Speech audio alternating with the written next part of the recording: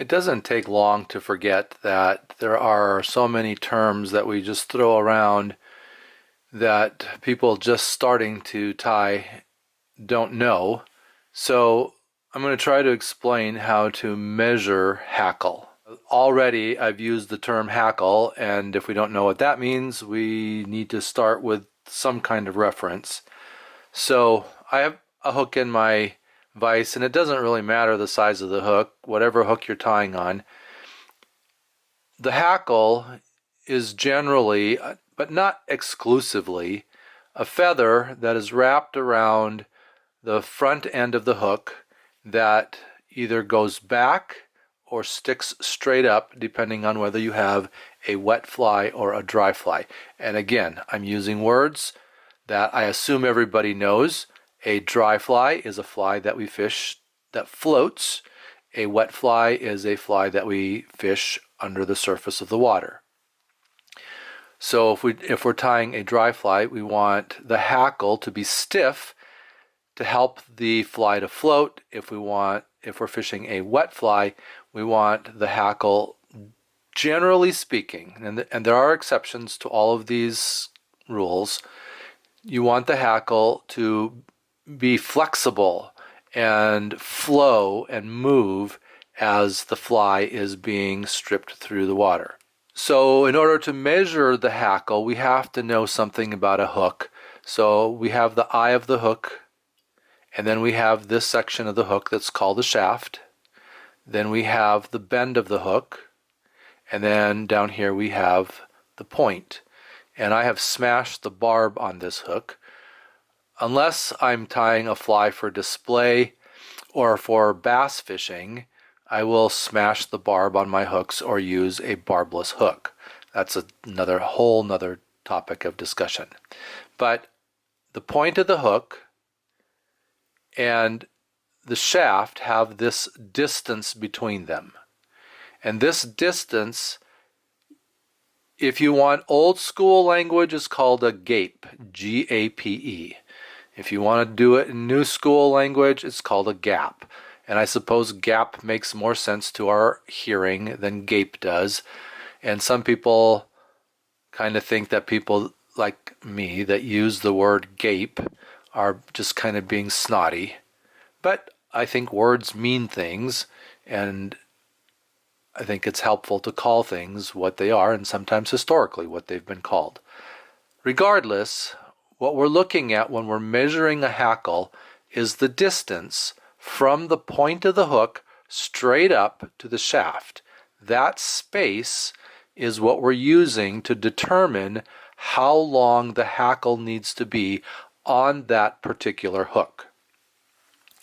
So there are tools like this one, where there is a little nail and then numbers. And the numbers along that row right there are the size of the hook. So a 20 would be a 20 size hook, a size 16 hook, a size 12 hook, a size 8 hook, looks like a size 6 or a 4, and 6 would be between a 4 and an 8. So that corresponds to the size of the hook that you're measuring, and you would take a feather and you would wrap it around that little nail, and then you can see how long the barbs on that feather are. And the barbs on this feather are about out to a size 10 hook. It's a little past 12, maybe even some of the longer ones all the way out to an 8. So what if you don't have this little tool? You can use the hook. And it doesn't matter what you're tying, what kind of hackle you're using. So if I was tying a dry fly, I would probably use this genetically engineered rooster feather. And one of the characteristics of this kind of feather, long, skinny, is that the barbs, and there's another word maybe that we need to explain. So a feather, let me use this feather because it's easier to see the whole thing, has, well, let's say 3 primary components to it. You have this stem down the middle. That stem is called a rachis. And then you have each one of the fibers that's attached to that rachis. Those are called barbs. And then each one of those barbs also have smaller fibers, and those are called barbules. And the barbules act kind of like Velcro to hold the barbs together. That is true on a feather like this, which is a hen feather, much more than on a feather like this, which is a rooster feather, but it's also from a rooster that's been genetically raised, that the breeder is breeding for characteristics to get these long, narrow feathers. There are fewer barbules on this feather, so the hackles don't stick together. And that's what makes it very good for a dry fly, because it makes those barbs stand up straight on the hook. General rule of thumb, and there are so many variations for this, but this is where I would begin. General rule of thumb is that you want the hackle to be the length of the gape, or maybe 1.5 lengths of the gape or the gap. This is a pretty heavy hook. I would probably, and fairly large, although you can tie dry flies on 10s, 12s. You just have to look at the recipe and see what size hook the recipe calls for. I would generally tie a soft hackle on a hook this size. Where I'm fishing, my insects that are landing on top of the water are much smaller. A 14 would probably be a large dry fly for me.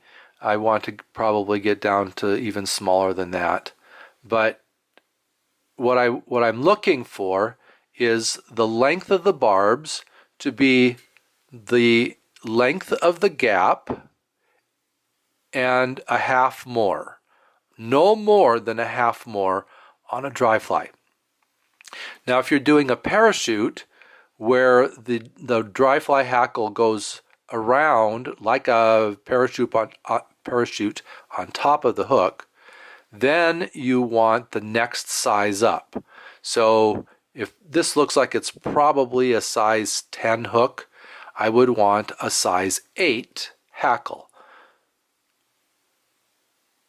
because I'm on top of the hook and I'm not worried about getting stuff interfering with the opening or the gap of the hook where the fish is going to get hooked up. This hackle is probably too short. I want it another half of the length of the gap for a dry fly.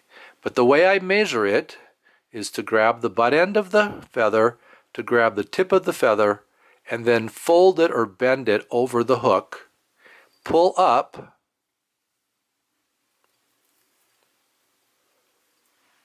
and when I pull up and hold it tight against the shaft of the hook, I can see how long the barbs are.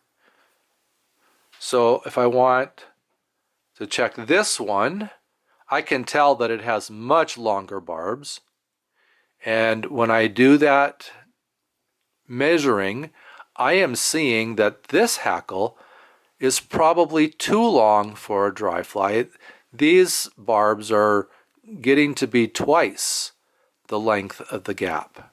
So probably a hackle feather too big for this size hook for a dry fly.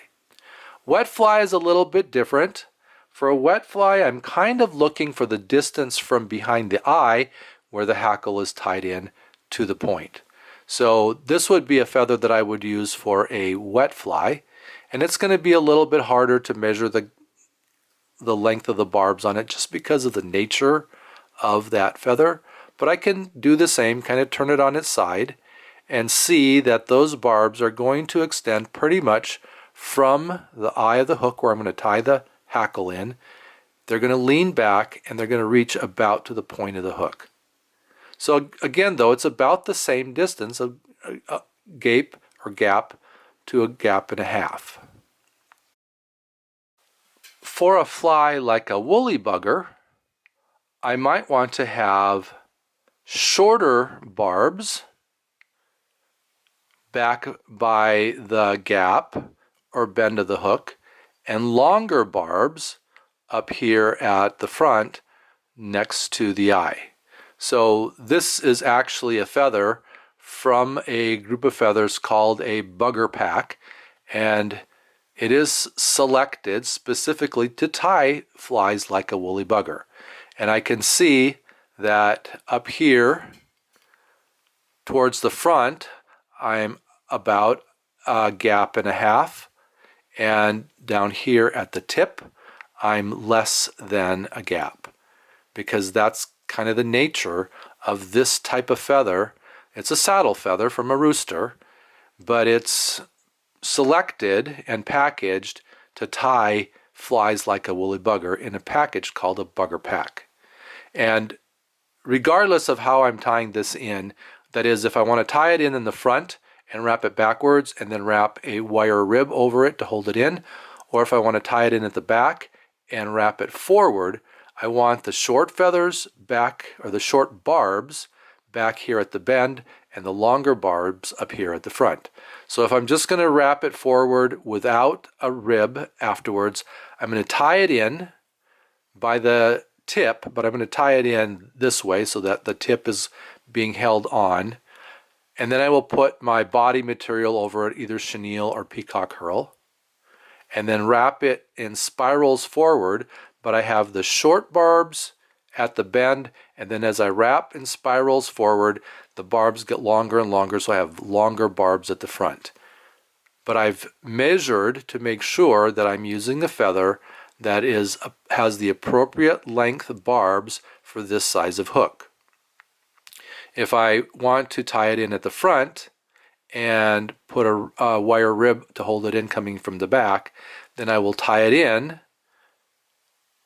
probably like this. I will clip this off, tie it in there, and then wrap it back from here to here. But again, tying it in from the butt where the barbs are longer and ending with the tip where the barbs are shorter. So I want the long barbs at the front, the short barbs at the back, and I figure out the length of those barbs by grabbing the tip and the butt, folding it over the shank of the hook, pulling up tight, and I can even rock it back and forth and see as I get close to the tip how the barbs get shorter. As I get close to the butt, how the barbs get longer. And I am measuring the length of the barbs relative to the gap of the hook to determine that this feather will work on this hook. So measuring hackle, we call it measuring hackle, and we're just gauging how long the barbs on the feather are relative to the gap of the hook. For a dry fly, 1 to 1.5 the length of that gap. For a wet fly, from where I tie it in up here at behind the eye to the point of the hook. I hope that's helpful. Enjoy your tying and enjoy throwing that fly and catching some fish.